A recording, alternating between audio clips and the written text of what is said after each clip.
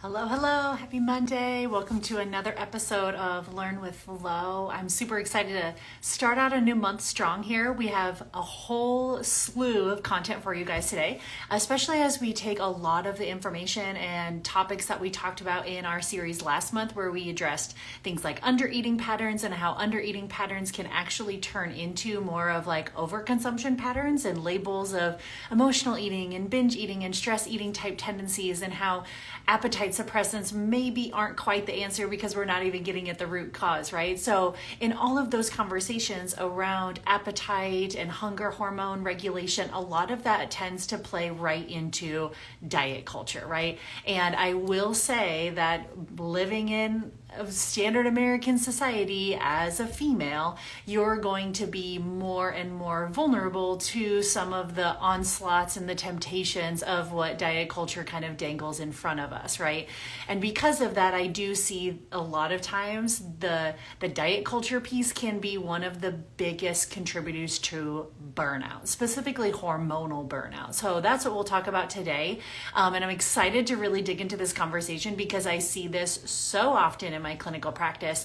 Many women coming to me with multiple different symptoms, kind of like seemingly unrelated symptoms, right? They're like, yeah, I think my hormones are off. I know something's wrong, but everything keeps coming back as normal, or I just keep getting this prescribed by my doctor or heading that direction and not really having an opportunity to bring everything back together, right?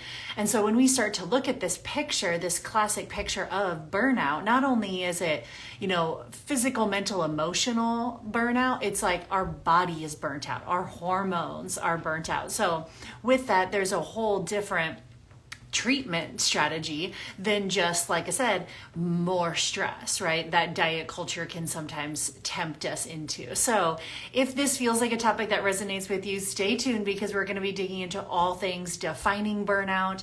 Today, I really want to get into talking about what are the physical body symptoms of burnout. We're also going to then outline what is a more functional health approach to tackling burnout, especially from a woman's health perspective, because that tends to be a really big population of people that I tend to see struggling with this the most, right? And sometimes we say, like, why?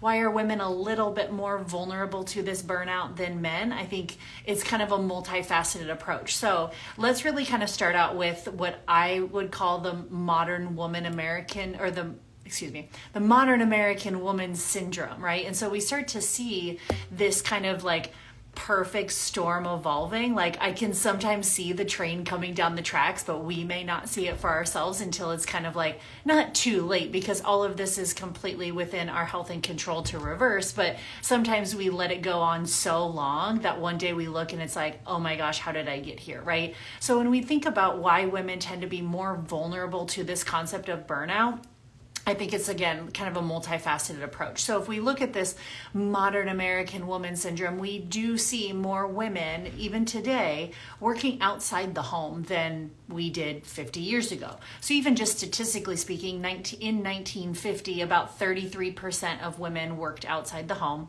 meaning like held a part-time or full-time job outside of managing the home, the children, things like that. In 2014, it was up to 57% of women working outside the home. And now in 2023, which were the most recent statistics, obviously we could find 73% of women report working outside the home now.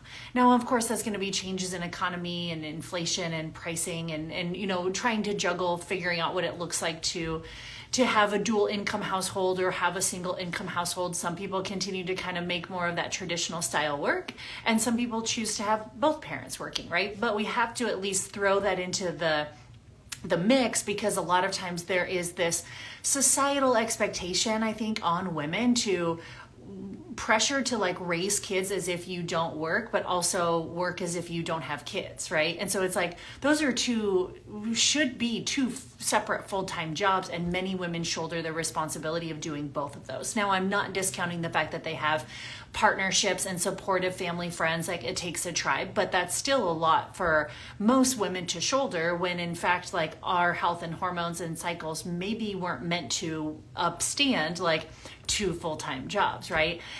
a lot of it, I think, too, for women is really trying to uphold to the constantly changing beauty standards, right? I know a lot of you guys, if you're women out there, you're like, I see this all the time. Like there's the pressure to work and kind of be a boss babe, but then there's the pressure to like be the perfect mom. But then when you show up at school, like have the perfect outfit on and look a certain way and dress a certain way and be a certain way. It's like there's so many pressures that women really try to uphold, but the whole goal is like make it look effortless, right? It's like, wait a second, like there's a lot of work that goes into this. So the beauty standards are constantly changing for women. There's tons more comparison, especially as we have social media literally at our fingertips. And again, there's this like societal pressure for women to hold and juggle all of these hats seemingly effortlessly, right? And kind of be within the definition of what society stands as beautiful or productive, or that, you know, that kind of like perfect version of a woman, right? You're balancing it all. Because of those constantly changing societal ideals, that also then makes women more vulnerable to diet culture and the pressures of diet culture, which it really does bring this kind of like drive for thinness. And then we get into some of this diet-induced stress and disordered eating patterns. So some pretty like sad statistics too, when I was kind of prepping for this, when I find things like 81% of 10-year-old girls were scared of getting fat. It's like, whoa, that's like a crazy statistic. Like you can see it in such a young age. At 10 years old, women and girls and, you know, ladies of all these ages feel that societal pressure, even at the age of 10, of like, they're scared of all things, like scared of getting fat. Like that's so sad to me, right? And then we even think about at any given time, 45% of women claim to be on a diet, whereas it's only 22% of males at any given time. So more than double the rate of women dieting than men on a consistent basis. So with all of this, what it does is it tends to push a lot of women to forcefully kind of live outside of their natural hormonal rhythm. So they're no longer in alignment with how their body is supposed to ebb and flow, right? Women have an infradian rhythm, which refers to our menstrual cycle, whether you are actively bleeding or not. Female by birth, you have an infradian rhythm, which refers to the 28-day menstrual cycle, right? Or more connecting more to the light and dark cycle of the moon. Wild, I know, how we're creatures of nature like that, but we're not really allowed to ebb and flow with those natural hormonal rhythms when we have all of these different pressures kind of on our shoulders, right? Not to mention that we end up living out of alignment of this infradian rhythm, because in conventional healthcare, we're essentially told that our menstrual cycles are a nuisance, right? They're a problem. There's something to get rid of. There's something to silence, right? So even from a pretty young age, right, current contraceptive use is about 37% in women age 15 through 19.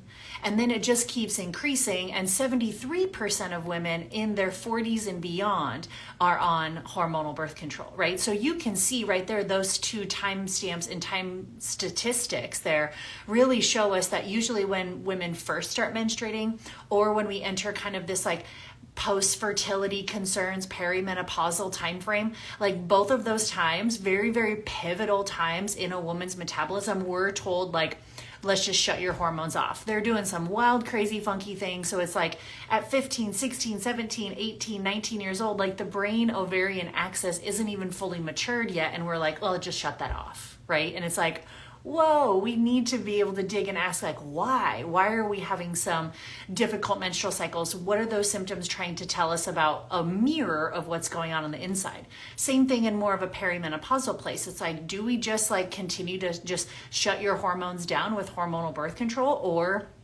1 in 9 women are going to have a hysterectomy in their lifetime? It's like, let's just yank it out, right? You don't need those parts. So there's just this, and it's so normalized. And I want to kind of bring that to light for people. I'm not saying that a hysterectomy or a birth control is a bad thing. I'm just bringing to light and saying like, have we really stepped back and like questioned that? Or do we just like go along with it as if it's like, oh, that's just perfectly normal, right? And it's like, I start to question that. I'm like, I don't think that that's normal. I don't think it's normal to just shut off that vital sign that women have about their body every single month. I think it's important. And if that's off, it's trying to give women a bigger message. And if we just shut it off, women aren't able to listen or interpret to that message. So they just keep going on as if everything is hunky-dory. And down the line, their body's like, yeah, I was trying to tell you years ago that like I wasn't happy, but you just kept pushing right along, right? So I think that to kind of answer the question of why are women more susceptible to this burnout, I think it's multifaceted, whether it's the pressures of working outside the home and maintaining a home with a family or children. I think it's the societal beauty standards, which then push women more towards like restrictive dieting or difficult relationship with food. And in those times where our body does try to send us messages, we are told by conventional medicine or society that like our menstrual cycles are a nuisance or our menstrual cycles are something to just be silenced, right? And so we're not allowed that important message from from within that our body's trying to tell us something isn't okay, right? And then we don't really notice anything until we get to that complete burnout state. So to a woman's physiology, we have to recognize that all of those things that I just mentioned are chronic stressors. And those chronic stressors are going to eventually lead to a state of burnout if we don't do something about them, recognize them, listen and interpret these messages, and make a change, right? So if we really want to sit, I think first to kind of dig into this concept of burnout, we can start to appreciate, I think, why women tend to be more vulnerable to burnout. But in order to really understand it, I think we should probably define some terms, right? I think a lot of us can kind of make a pretty solid guess what burnout means because a lot of women have felt it. They're like, oh no, I know exactly what burnout means. But let's just define some terms in case there's some individuals out there that are kind of wondering. They're like, is this me? I'm not really sure, right? So burnout is defined as the physical, emotional, and mental exhaustion accompanied by decreased motivation, lowered performance, and negative attitude towards themselves and others. Wow, if I don't feel like I hear glimmers of those types of things coming out in my one-on-one conversations with clients on most days, I'm like, whoa, we are in an epidemic of burnout, right? And so when we start to see this, right, if we kind of repeat that again, burnout being the physical, emotional, and mental exhaustion accompanied by decreased motivation, lowered performance, and a negative attitude towards themselves and others, right? That's a really, really heavy thing to carry, right? And so burnout manifests in the body a bunch of different ways. So burnout can feel like I feel stressed out often, right? Weight gain, specifically around your midsection. That's where your vital organs are at. Your body's like, yeah, I'm going to protect those. Sorry about it. Sitting still feels hard. I hear this quite a bit too, where individuals, they're like, I can't do yoga. I can't meditate. I can't, like, they have trouble relaxing or sitting still. Hard time falling asleep or staying asleep. They may get kind of like a second wind of energy into the evening where they feel kind of like tired and wired, like they can't fall asleep, but they're also exhausted at the same time. Individuals that are reliant on stimulants, specifically like caffeine or energy drink, or they feel like they need lots of sleep and they're still tired even after a full night's sleep. Low tolerance to exercise, poor recovery. They feel like they get injured often. Individuals that struggle with dizziness or dizzy spells, especially from like sitting to standing or laying to standing, they feel like they get dizzy. If you crave salt or sugar, can be a big sign of this burnout picture. Foggy thinking, memory issues, low libido, poor immune function, like you feel like you get sick really easily and all the time. Even low back pain can be associated as well too with burnout, as well as headaches and migraines. So you kind of run that list through your filter and you're like, oh, okay, like you might feel like I'm speaking directly to you. It's like, how does she know exactly how I feel on a daily basis? That may be a pretty good sign that you could be dealing with that mental, emotional, and physical burnout, right? So when I think about burnout, especially from kind of my container. I definitely always want to make people aware of the mental and the emotional role of this, because this is a mind-body connection here. Not every practitioner appreciates mind-body or works in both mind-body. You're going to get both mind and body working with me, that is for sure. You're not going to be able to separate the two. But when I first think of burnout, I think really looking at what is some of the cascade of what happens in the physical body when somebody is approaching or dealing with burnout, right? So it's really, burnout's kind of precipitated by three main indicators of illness. Number one is going to be chronic emotional stress, can exacerbate this picture, accompanied by dietary stressors, which could be too little of certain nutrients, like nutrient deficiencies. It could be too much in terms of like processed foods, sugar, consuming things that you're sensitive to or intolerant to, right? And then the third one is going to be inflammatory stressors. And inflammatory stressors could be coming usually from drainage and detox pathways, toxin exposure or overload, gut infection, gut dysbiosis, right? So we kind of have this potential three-headed monster of various stressors that the body's going to be under. Could be mental emotional stress, could be dietary stress, could be inflammatory stress, or it could be a little bit of all three, right? As a result of any one of those or all of those, the neuroendocrine system, neuro meaning brain, endocrine meaning hormones, right? So how our brain communicates to the glands in our body, the neuroendocrine system is activated, and it's activated to release stress hormones, right? Namely the stress hormones that come from our adrenal glands, like cortisol, DHEA, epinephrine, norepinephrine. Those guys go into overdrive because the brain told them like, hey, mount a response to stress right now. So these hormones and even some of these cytokines are inflammatory molecules that come out as well too. They're part of the immune system, right? The immune system's like, wait, stress?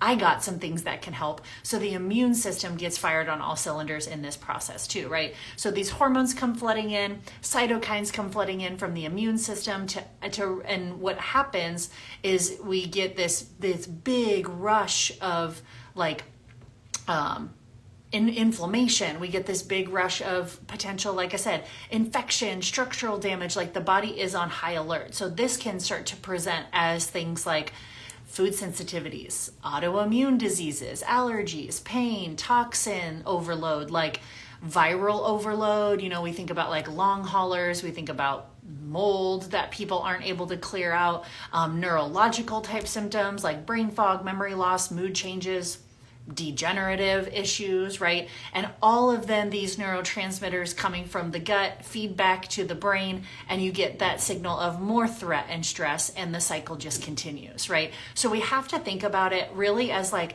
a brain to adrenals to gut, back to the brain, to the adrenals, to the gut, and back to the brain and the adrenals and the gut. And if you don't break this cycle somewhere, you end up with, like I said, a slew of those different symptoms. So a lot of times, like I said, gut issues could be a sign of burnout, right? You can throw anything and everything you want at the gut, but if you're not tracing it back to like, what is the root of this cycle? Where are the messages coming into the gut?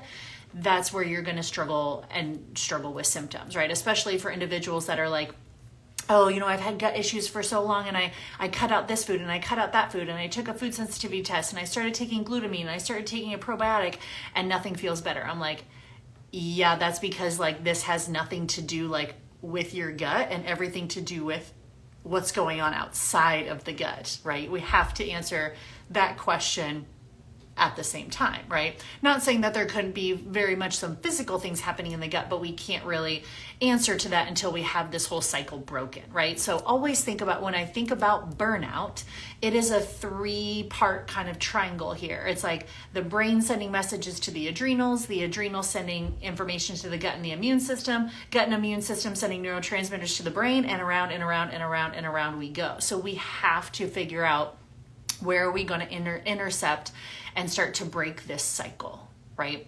So always know that a lot of those symptoms that I mentioned, whether it's feeling stressed or easily irritable, feeling anxious, feeling, weight loss resistance, feeling dizzy, craving sugar, craving salt, feeling like you have poor immune function, like the body is holding what the mind cannot process, right? So all of these physical body symptoms, I don't ever want someone to be like, oh, so she's saying it's in my head. It's like, no, I'm not saying it's in your head. I'm saying it's very much in your body, and your body and your brain are stuck in a loop together, right? So it's just one of those things of being like, hey, there could be a mental and emotional piece coming into play here, and it's manifesting in a physical body symptom, right? Don't try to cover up that symptom though, because then you're missing the message, right? And the brain is just going to continue to send that message just in different parts of the body. That's why people come in and they feel like they have all of these symptoms that are seemingly unrelated. They feel super overwhelmed by it. And it's like, hey, it's okay, because it likely all traces back to like one main root cause here, right? We just have to really be able to identify what does that main picture look like for each individual person. So recognize that these symptoms, these are the main communication channels from the body shouting at us, trying to get our attention, that something really does need to change, right? It's not one of those things where it's like, oh, here's a symptom, just shut off the symptom. Anti-inflammatories, right? Taking all of these things just to shut off the pain response or shut off the symptoms. The body's like, wait a second, I wasn't able to get my communication through clearly, obviously, because you didn't change anything. You just decided to take that pill, take that supplement, and just go on your merry way, but didn't change anything of what got us into this situation, right? So we need to make sure that we're not taught or accidentally falling into that pattern of disassociating from these messages, right? Shutting them off with medications, ignoring them or pushing through, adding more stress by trying to diet or exercise more to this burnout picture. It's like, no. Like, not the message that your body was trying to give you, right? So burnout is not a deficiency of resilience, right? It's not one of those like, oh, I'm not doing enough, or, oh, I'm not pushing through hard enough, or just put up and shut up and buck up, right? And it's like, rather, this is trying to tell you your body is on like stress systems overload, right? And it's the result of, like we talked about at the beginning, it's the result of not being in alignment with our natural hormonal rhythms, and a result of being disconnected to our higher self, right? So it's like, oh, okay. So you're talking like, yes, there's going to be my physical body that I'm going to really talk about here, but also going to be like my mental and emotional and spiritual body. Yeah, this is going to work both ways, right?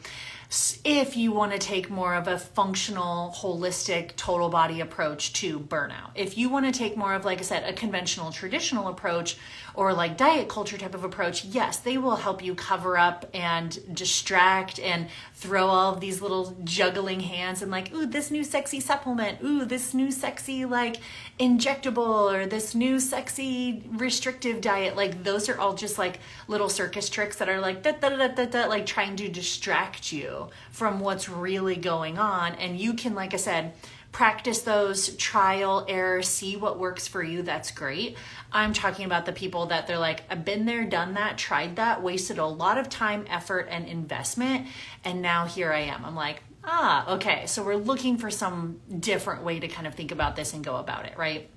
So when I start to piece out the functional approach to burnout is going to look a little bit different than, like I said, here, take this, right? It's not one of those conversations like, oh, Lauren, well, what do I take for burnout? It's like, there's not something you take for burnout. This is a whole journey you go on, right? And so of like self-reflection, but also like changing the entire trajectory of your health and your life, which is pretty fantastic. So I love that.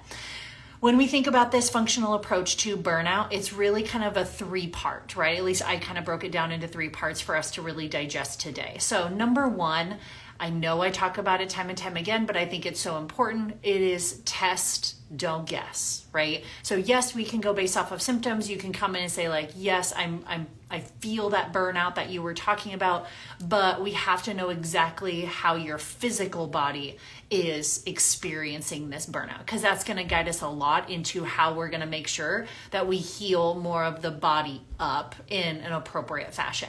So stress is one of those where it's not a matter of a subjective feeling. The body can experience stress with no cognitive awareness of its presence, right? So that's what I mean when I say like the physical body symptoms could be a manifestation of stress, right? We just have to figure out exactly where that stress is coming from. Is it physical, mental, emotional? Where is it kind of manifesting, right? So I can't tell you how many times I've heard women come in with a slew of different, like I said, symptoms. They're like, but I don't feel stressed. I don't feel more stressed than anybody else in my shoes, or I don't feel more stressed than I always am. And it's like, well, that could just be like your new normal. There also are certain people that are kind of addicted to stress hormones and addicted to the feeling of stress hormones. We'll leave that for another day, but I think it's very important to get like a measurable set objective, like what are the physiological events going on in the body, and where are we including, like I said, how's the brain responding? How are the hormones responding? Immune system, gut, digestion. So I think this is really where functional medicine and functional testing really shines, because we're not going to be looking at, oh, here's a blood lab and it's like, are you in range or are you out of range? Right? That's more like diagnostic testing. More functional testing is going to show us like, what does your body appear like on a given normal day? So I think it's really important we could do some diurnal testing for cortisol. That's usually done in saliva or urine samples.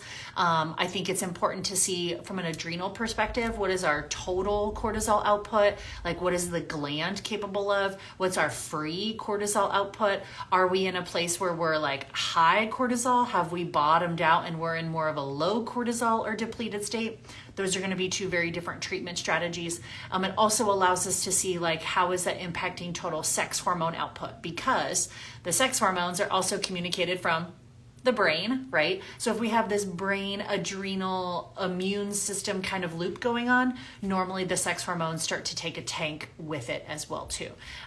So with that, like I said, if you're looking for more testing on a burnout perspective, I would definitely utilize more functional testing, more, like I said, saliva, urinary type samples versus just serum analysis, because you're just going to get like a one snapshot in time, and chances are from a diagnostic value, you'll take that to like your PCP or your OB and they're like, your hormones look great. And it's like, but I feel like garbage, right? So we're not really able to get quite as much of a look in just some of those conventional blood panels. Once we kind of have our like test, don't guess, and we have a much better idea of what's going on in the physical body, step number 2 is going to be to address the burnout from the body up.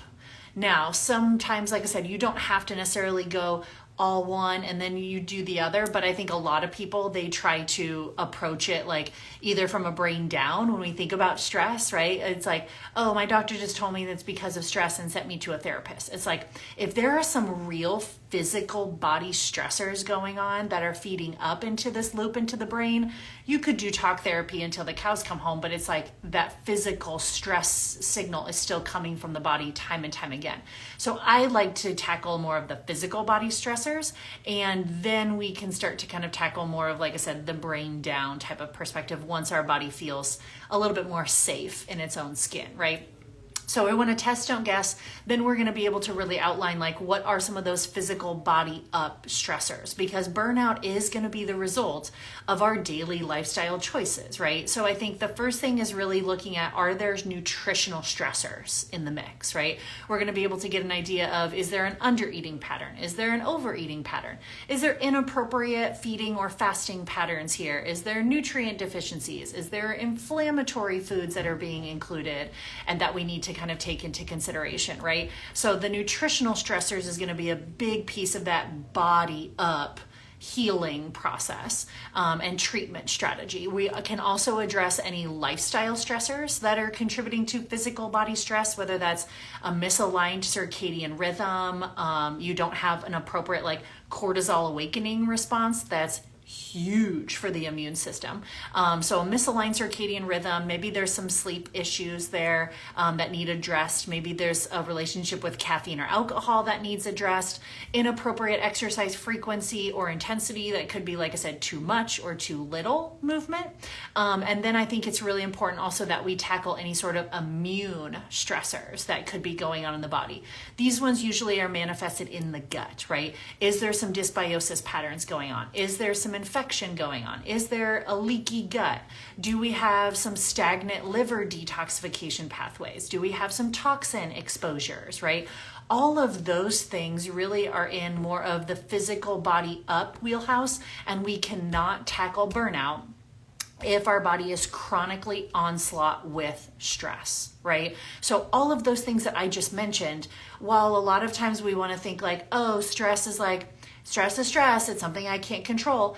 Everything that I just listed, 1,000% within our control, right? It's like, so that's super, super powerful that I would say a solid 80-90% of this equation, yes, we're going to talk about the brain down, but the body up, there's so much within our immediate control that can really be sending some powerful burnout signals to the brain from the physical body. So tackling nutritional stressors, lifestyle stressors, and immune stressors, that's exactly what I do with folks, right? We're going to dig in and we're going to get fun with those. Then as we even tackle some of the body up stressors, we also have to recognize that the third part of this functional approach to burnout picture is going to be the brain down, right? So this is where we're going to think about like mental, emotional, brain down type stressors.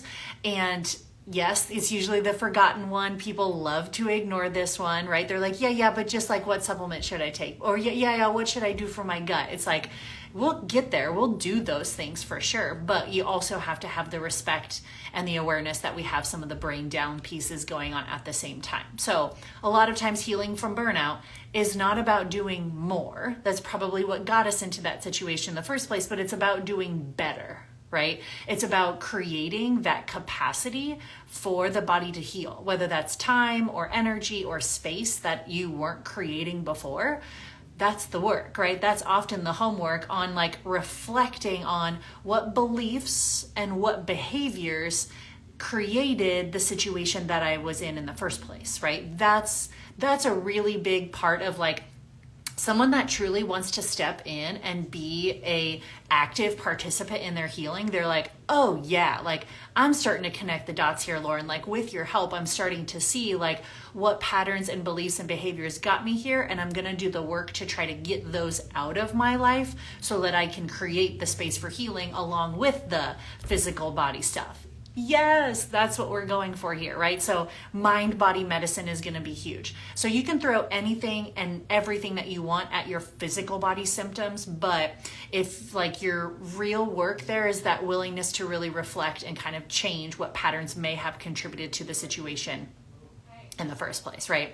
So what defines like mental and emotional stress for someone could be very, very personal. A lot of times I like to loop in other practitioners here and resource out to help with a lot of this, but I'll at least get you guys kind of started in some of the patterns that I have people starting to think about when we think like assessing the brain down, right? So it could be past, it could be present, but to kind of help with these, I really like to give people some journal prompts to start to think about and really like actually write about, because sometimes it can be helpful of what comes up as you start to like process and get things out, right? So I'll read you a few of the journal prompts that I kind of compiled together. So first one is, which I love, and it's so like deep and it kind of hits a little bit, but always insert your own name here. But it's like, when was the last time you felt like you, right? When was the last time you felt like Lauren? And it's like a lot of times hitting someone like yourself or me hitting somebody with that question, they're like, oh damn, like, I don't know. It's kind of like, it's been years, I guess. It's like, okay, let's dig back, right? And it's like, at that time, like when you can identify, it's like, ooh, it was probably 5-6 years ago. It's like, okay, let's dig back. Let's get really granular. Like what did your daily routine look like at that time, right? What were you eating? How were you moving? What was your job? What was your day-to-day routine, right? What were you filling your time with? What people were you surrounding yourself with at that time, right? It's like, oh, I need to do a little bit of reflection of like the last time I felt like myself, this is what my day-to-day routine looked like. This is what my circle kind of looked like, right? And then you can start to think about it. It's like, was there a pivotal moment where that shifted or changed, where you no longer felt like yourself? Some people can identify like, yes, it was after I had my second kid. Like something changed. Like, I don't know what it was. It's like, okay, cool. Like, let's dig back there, right? There could be very much so like some physical body stressors that changed after something significant like a pregnancy, but it could be a pivotal change like that. It could have been when you moved, could have been when you lost a job or you lost a family member. There's sometimes for some people, they're like, no, there really wasn't like a pivotal time. It just kind of like slowly crept up on me. That's fine too. It's all just about like keeping your mind open and exploring, right? When you stopped feeling like yourself, right? And then you can start to outline, it's like, okay, based off of how I feel today, I don't feel like I did then. What's my routine now, right? What do I fill my time with now? What are the people that I surround myself with now? Now you have two lists, right? It's like what my day-to-day routine looked like when I did feel like myself and what my day-to-day routine looks like now. And it's like, where are those things not congruent? Where do they not match? It could be something as simple as like how you're eating, time in nature, physical activity, could be your environment, could be your surroundings, your tribe, your friends, right? All of those types of things are going to be like, oh, how does my routine either congruent with that or non-congruent with that? I also like to have people start to think about like, where are you saying yes to things that like don't fill your bucket, right? Just things that are pure energy drainers. I also like to get people thinking about like, what did you used to enjoy as a child? Like take yourself back to like, as your most natural state, like what were you doing as a kid? Were you a reader? Were you the kid playing sports? Were you the kid climbing trees? Were you the kid that was, out in nature? Were you building things all the time and like Legos and taking stuff apart? Like what did you used to do naturally as a kid? Right? And where can you like pull some of those things into your day-to-day routine now to kind of like remind your inner child, like we're good, we're safe, and like realigning to your authentic self, right?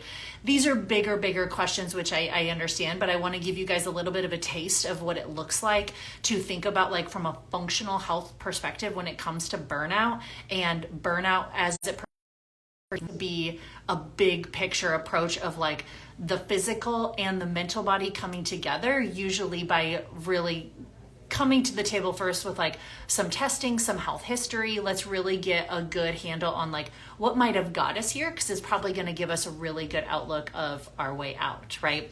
So that's where I always tell people, like from more of like a functional perspective, like you're going to need a much different support and healing framework for a chronic burnout picture than you do for like strep throat or a broken arm or pink eye, right? So it's like, oh, okay, so that's when I use like conventional medicine, and that's when I use more functional medicine.